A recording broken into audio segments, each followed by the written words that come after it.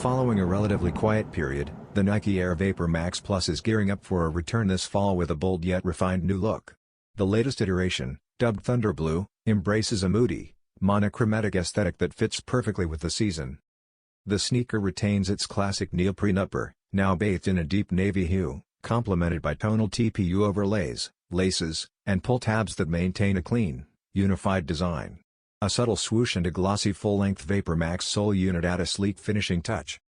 Merging the aggressive styling of the Air Max Plus with the modern innovation of VaporMax cushioning, this silhouette continues to resonate with fans of futuristic and technical footwear.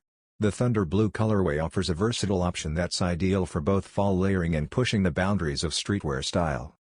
Expect the Nike Air VaporMax Plus Thunder Blue to launch in fall 2025 at select retailers and on Nike.com.